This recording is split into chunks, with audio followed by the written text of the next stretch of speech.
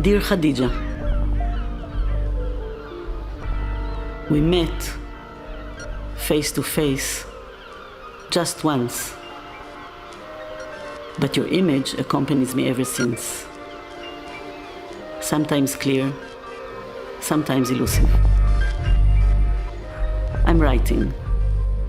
The morning of a hot, sultry day. Hotel. A meeting.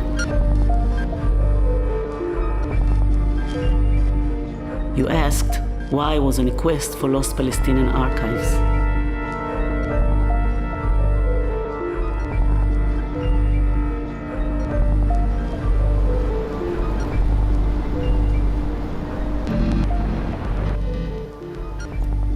I'm turning back the wheels of time.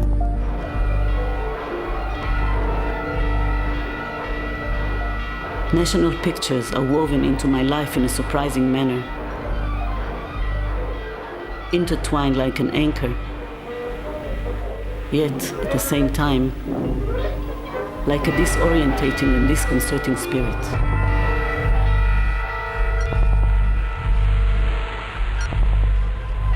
The archive acquires a new dimension in my life. It enters slowly, settles in, meandering and twisting.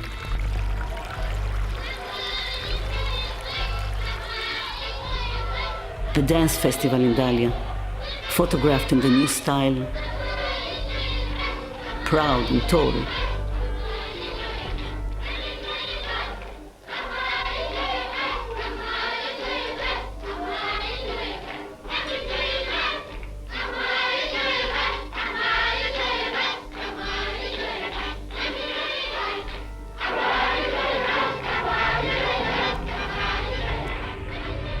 The years of exile cast off.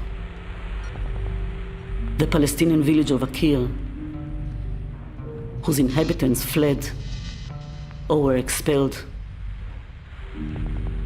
and where my mother's family were settled. Jewish immigrants on the ruins of the Palestinian entity.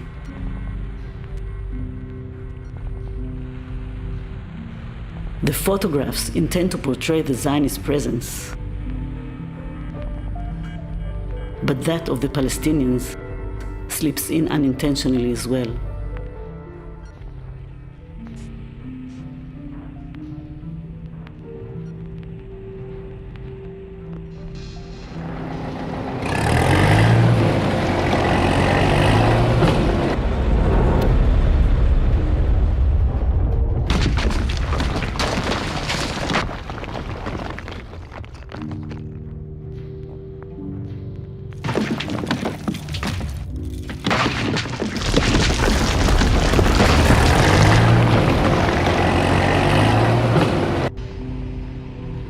The uprooting,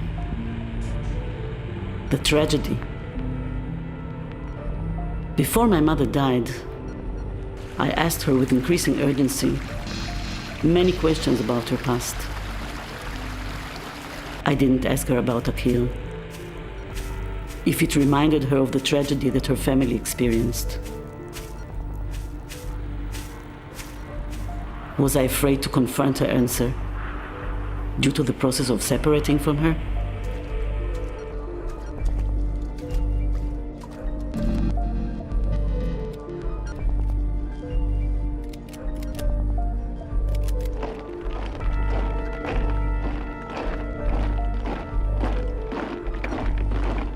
I'm cloistered in the Zionist archive, looking for Palestinian photographs.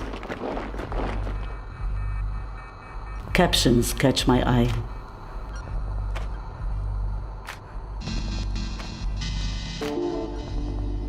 The store where these photographs were taken, and from where they were pilfered. Imprisoned photographs.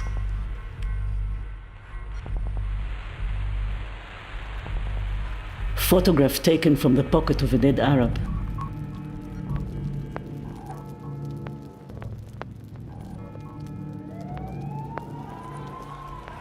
Palestinian archives and images that were looted or taken as booty, before 1948 and after. I look for those Jewish soldiers and civilians who had internalized the codes of power. One soldier shows me a document authorizing the removal of property, as the document states, from occupied territory. He tells me about a magnificent album that he took from the home of the notable and prominent Palestinian Ashashibi family from Jerusalem.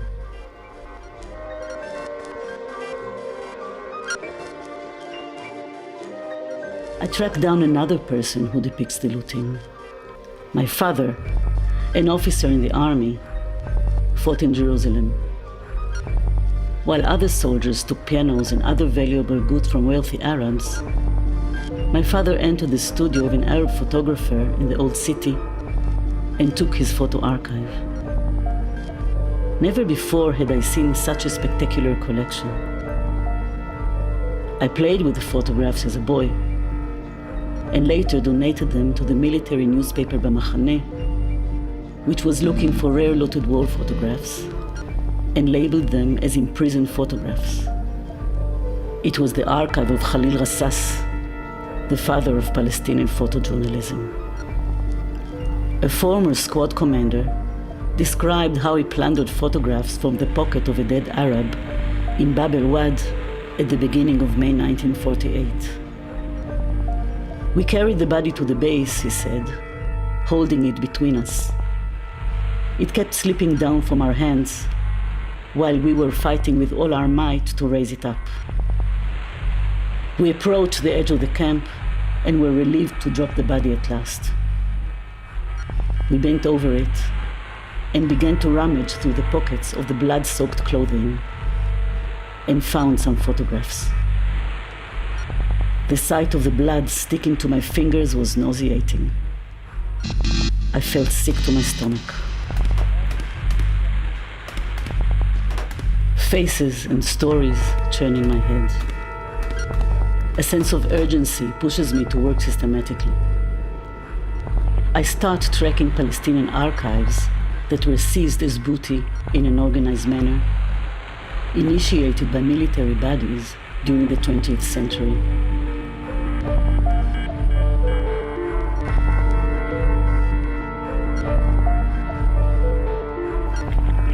From the office of Rashid al-Hajj Ibrahim, chairman of the National Committee of Haifa.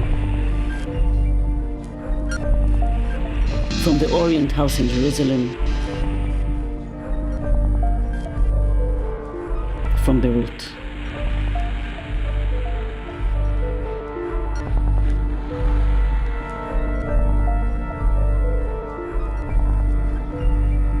Not only did Israeli citizens and military bodies forcibly take Palestinian archives, but these archives are also managed by Israeli authorities.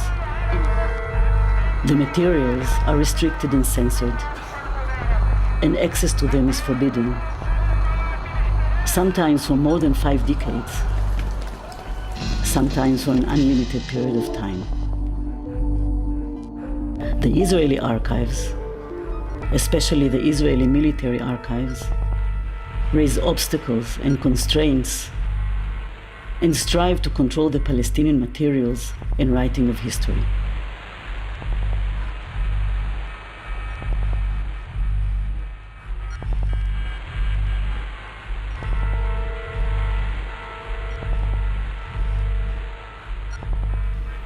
As a general rule, the public has no right to these documents, and as such, it is considered restricted material, and we are therefore unable to make the material in question public.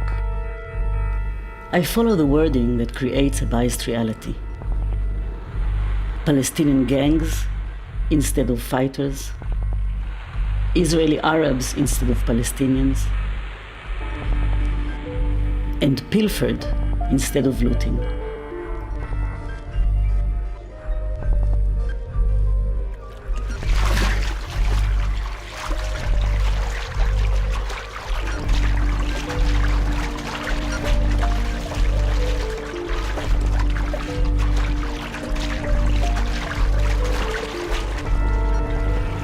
I delved through the many layers, those in full sight and those that were buried.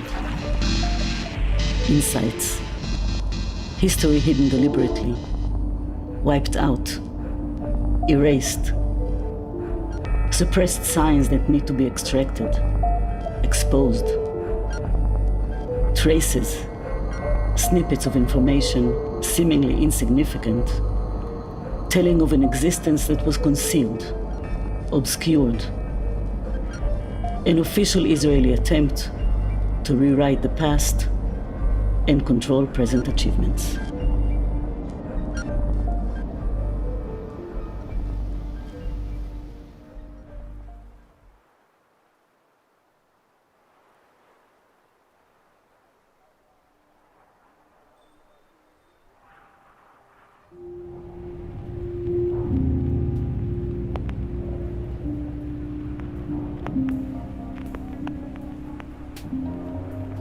Dear Lona,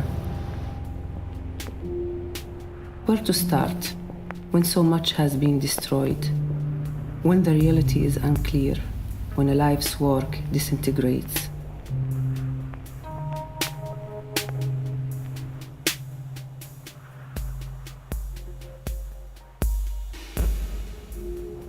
The year is 1968, Amman. I can still see those young people, pioneers, bold, motivated, and imbued with ideals. Revolutionaries. They combine film and still photography of the Palestinian revolution.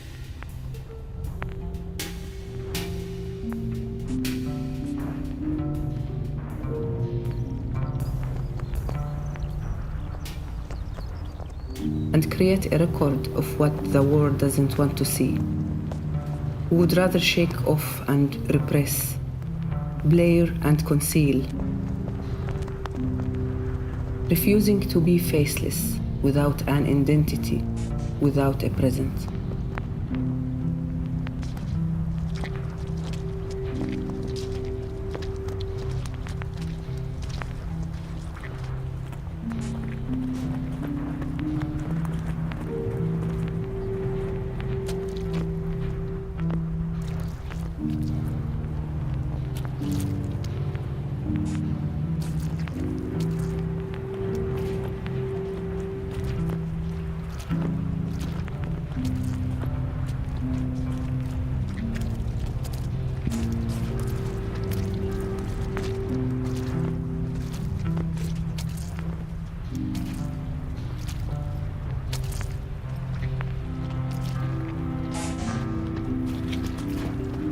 Exile.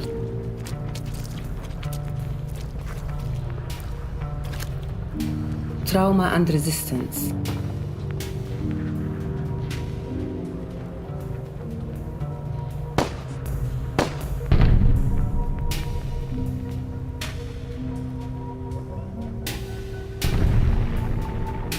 Rebellion. The battle in Karama.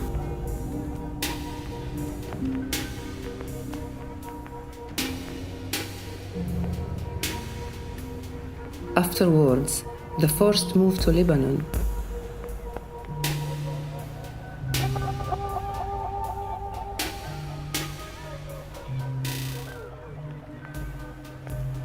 Civil war.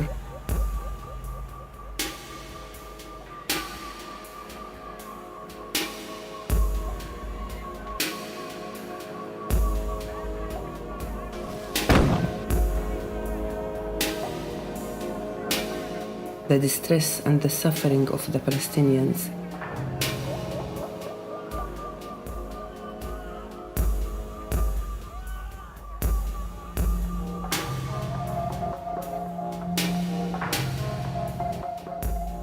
The entry of the Israeli Defense Forces.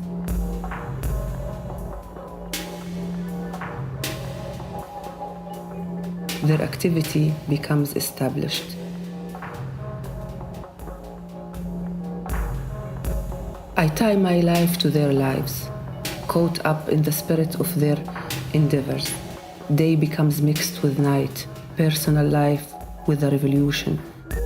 Passion merged with hardship, action with battle.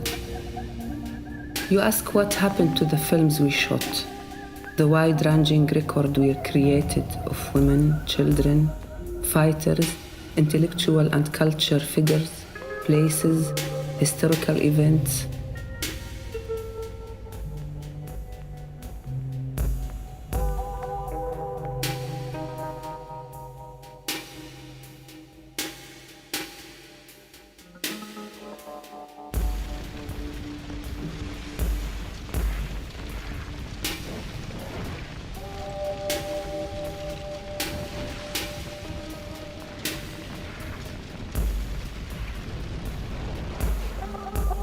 The first Palestinian visual archive.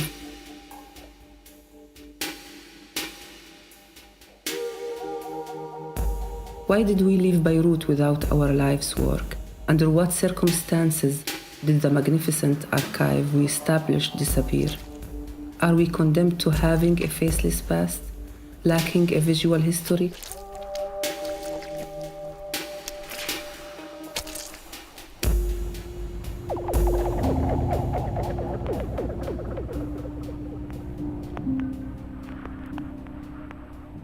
I saw this photograph on your desktop. Years ago, I paused, gazed at the image, froze. I told you I know this building. The photo reminded me of things I would prefer to forget. You also turned pale. Didn't speak. I told you I'd been there. I was a soldier in the 50th Regiment, a boy of 18 or 19. Beirut is stunning, breathtaking. A time of war and strange leisure, long breaks in the sun, waiting for orders in beaches and restaurants, and at the same time, a mixture of death, destruction, atrocities. Friends killed before your eyes. We feared for our lives.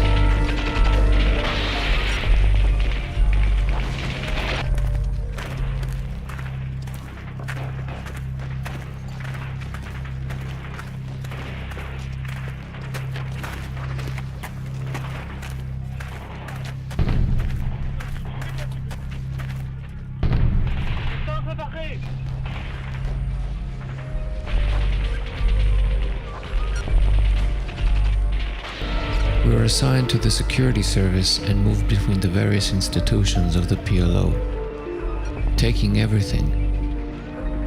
I remember massive Russian crates filled with bombs, Kalashnikovs, missiles, rifles, RPGs, knives. We were afraid the buildings were booby-trapped. The crates were heavy and it took hours. Then we collected the documents. I recognized the building immediately, but only in retrospect I learned from you what it served. When we had cleared it of its contents, we saw photographs of ourselves and it froze our blood. Some of us identified ourselves and people we knew. We understood they had tracked us, singled us out.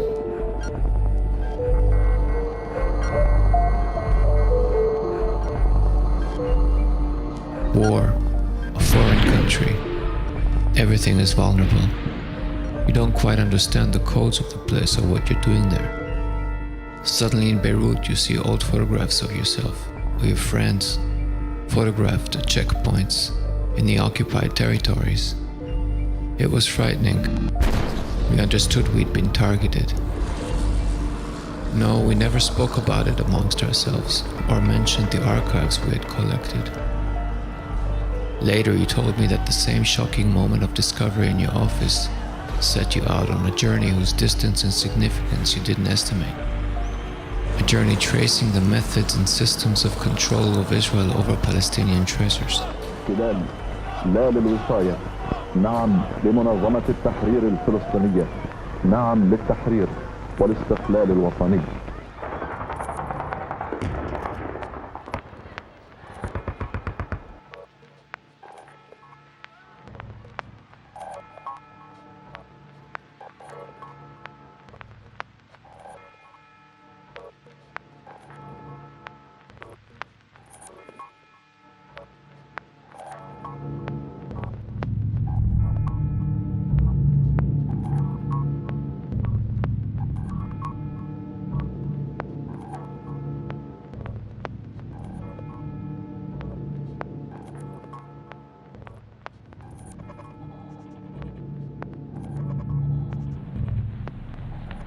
I am a lawyer by profession.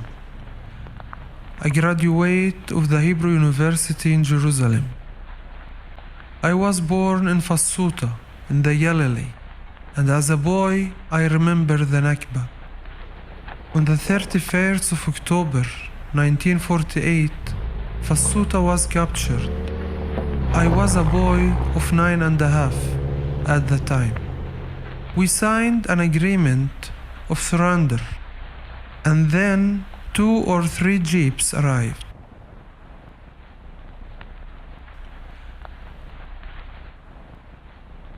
I saw the convoys of Palestinian refugees who were expelled, the refugees of Tarshiha. They passed through our village.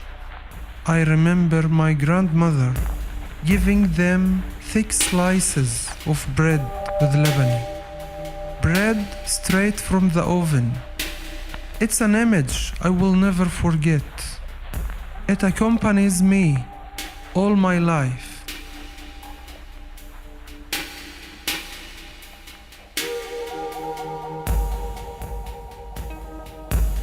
I experienced the military regime, its control over the course of our lives.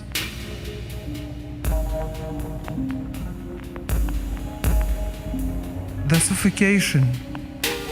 And in the 1970s, the State of Israel punished me to Lebanon because I started filing claims for the recovery of Palestinian assets and published books and articles that Israel viewed as hostile.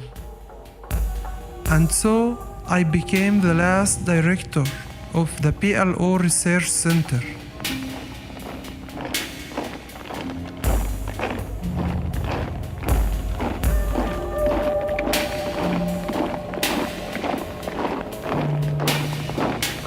The center was founded in 1965, a year after the founding of the PLO, and was the PLO's first civilian institute for research.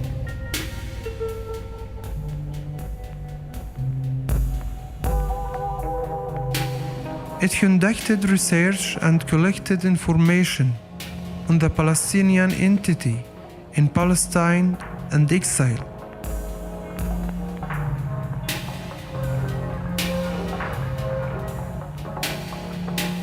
But also about Israel and its position vis-à-vis the Palestinian people.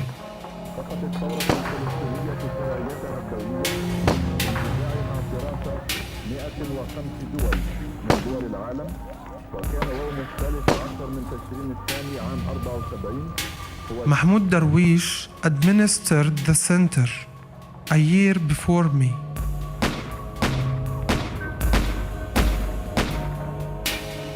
We prepared for our departure from Beirut and the IDF's arrival in the city.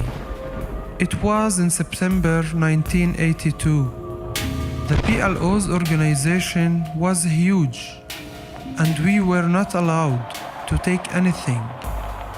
The night before the IDF entered the city, I went to the center and took the most important materials, mainly manuscripts, recollections of Palestinians that I didn't want to lose, political reports and evaluations.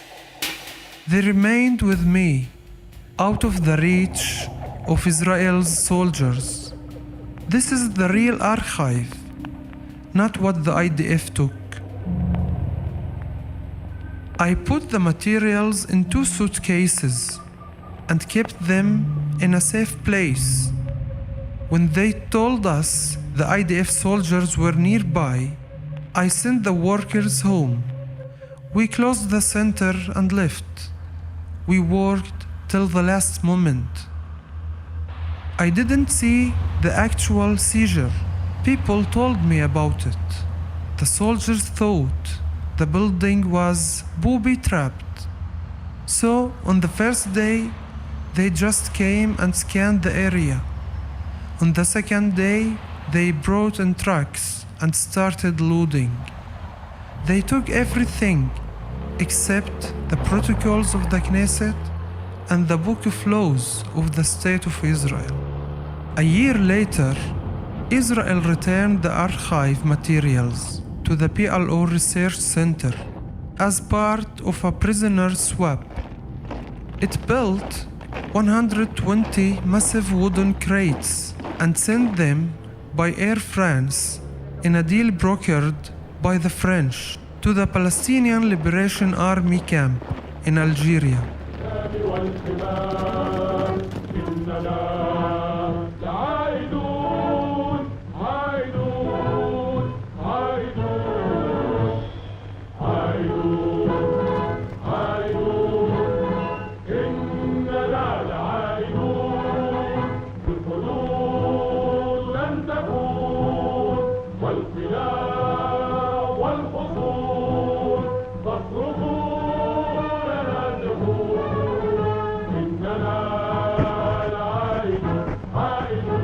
I went back to Fasuta in 1994 when Arafat returned to Ramallah. We set up a new center in East Jerusalem, but in 2001, Israel confiscated its archive as well, together with the significant Orient House archive. You're telling me it's difficult to establish a research center and an archive twice and to experience their being plundered? I look at it differently. From my perspective, it's part of our struggle, the national struggle, another battle, not with bullets, but with books, another battle.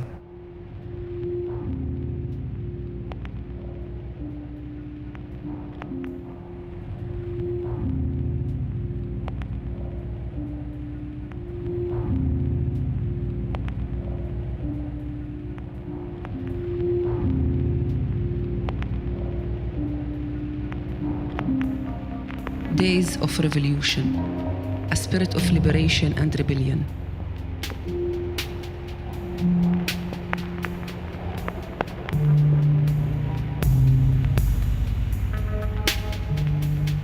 In the early days, they photographed and filmed in underground conditions with minimal budgets, developing films in the kitchen, screening films on a huge provisional sheets of fabric in refugee camps, and exhibiting shows in big tents, sending images to the world, a spring of youthfulness and burst of creativity.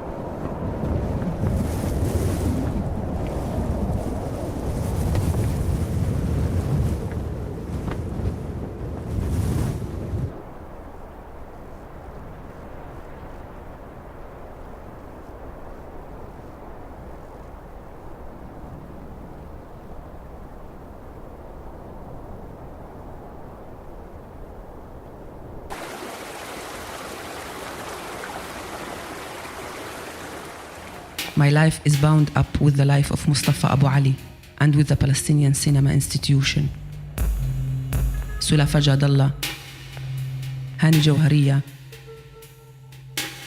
and many other pioneers. First Jordan, then Lebanon. He was a husband, a brother, a father.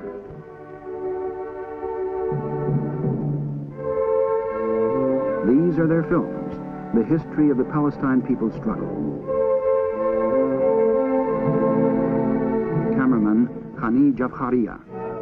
His movie camera was broken by a shrapnel from an Israeli mine. His friends and colleagues, Omar Mukhtar and Mutia Ibrahim, were captured by Israeli commandos. There were 5 of them, organizers of the Palestine Film Studio. 3 of them are no longer alive.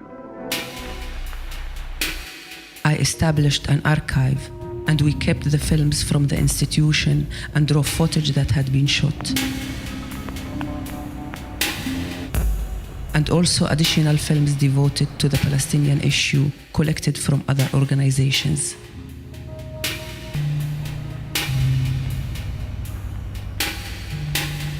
From UNRWA, from foreign television stations and agencies and foreign films on Palestine.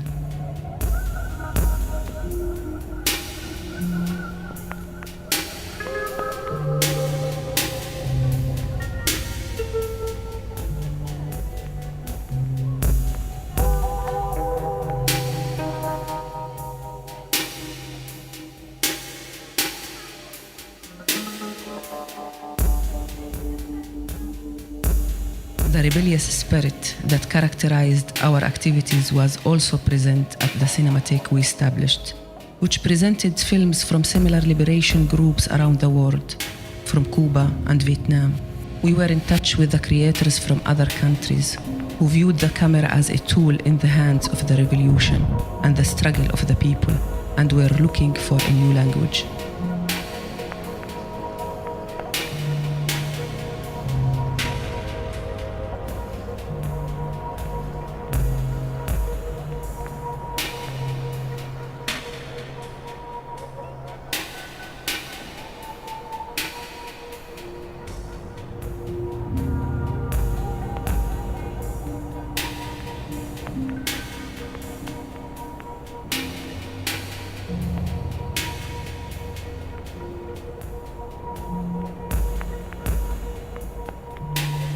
We were forced to leave Beirut with only a personal bag and a firearm in our hands. Many have tried to discover what happened to those films left behind in Beirut.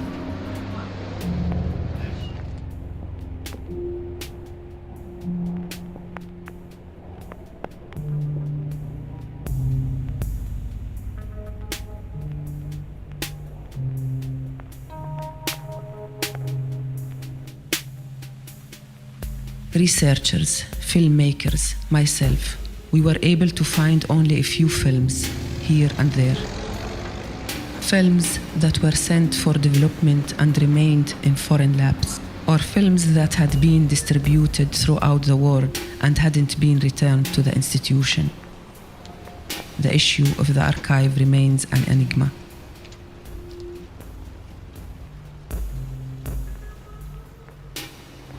Tel Aviv, 2015. A meeting with the son of the main figures of Palestinian art, Ismail Shamut from Alid, and the artist Tamam Al-Akhar from Jaffa.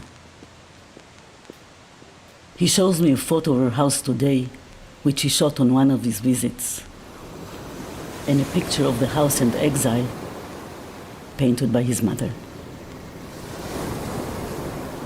I show him a film depicting the destruction of the city by Israel after the war.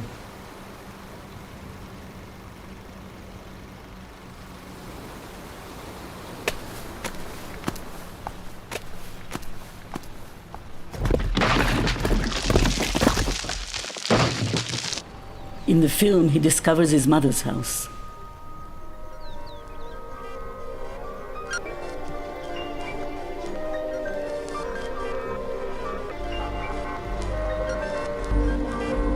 And then, sleepless nights, thoughts of tragedy, erasure, exile, life cut short.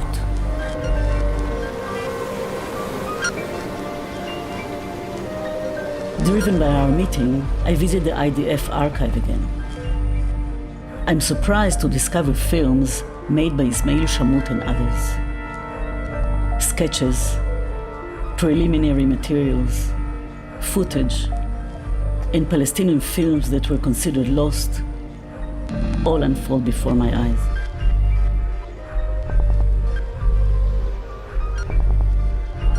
We do not want war for the sake of war, but we want the world to know that we have a cause.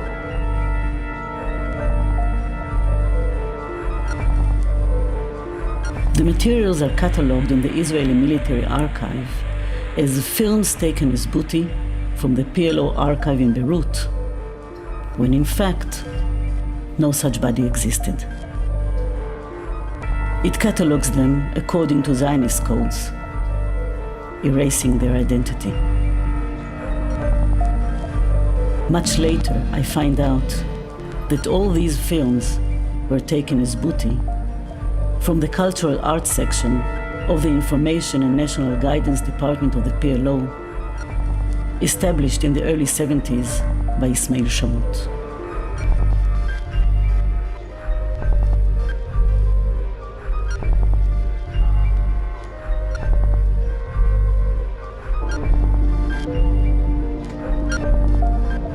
It displayed Palestinian art,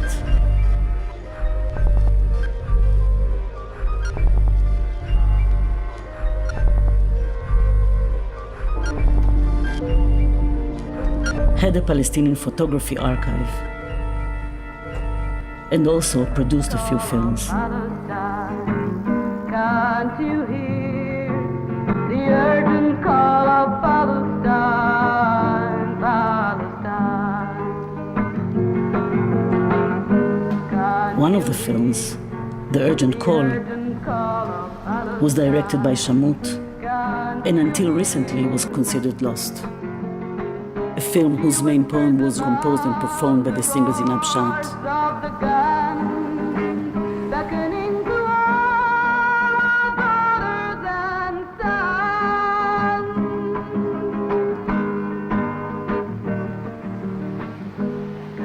Memories and Fire, another film by Shamut, which was seized and which I found in the IDF archive, is a chronology of Palestinian history in the 1920s, from those innocent, carefree days in Palestine to trauma, fracture, and resistance. Kaisa Zubeidi's films of the conflict are also revealed before me in their full intensity. باعتبارها تمثل الإطار التنظيمي والسياسي لقيادة التحالف الوطني والشعبي في الأرض المحتلة في تلاحمه مع مجمل حركة النضال الفلسطيني. Dearest Khadija and Tamam, since our last meeting on the balcony of the cafe in Amman, I regret all the words left unsaid and seek to shatter barriers and hurdles imposed on us. I think of the course of our lives and how the national conflict is woven into our life in such a destructive manner which ought to be untangled. After more than 20 years of research, discovering traces of lost Palestinian archives, I grasped the vast extent of the Israeli looting. Stolen and concealed treasures, a mosaic of dominance. I'm thrown back to the beginning of the voyage, striving to return the stolen archives to their owners. Through the many limitations and obstacles I had experienced, which were enforced by the Israeli authorities, I realized that many Palestinian archives and materials are still restricted and therefore are hidden from the public. Israel is threatened by anything that cracks its worldview of the Nile, by the Palestinian archives, by the Palestinian narrative. It wishes to erase them from the public sphere so that only the official Israeli history predominates. Yet, it does not succeed. The power of resistance is stronger.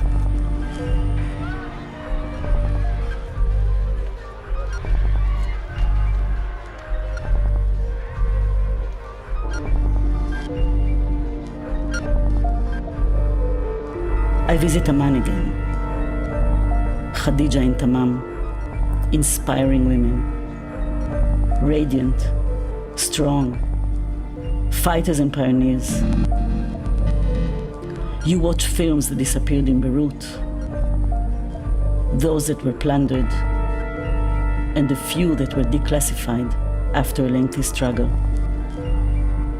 Footage that for years you have both searched for all over the world.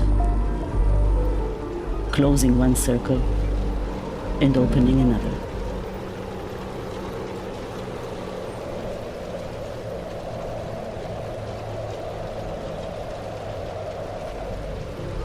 I study your faces, see how your hearts miss a beat, the sparkle in your eyes, how you watch your own work, your partner's work, or when you recognize your friends from the 70s in Beirut.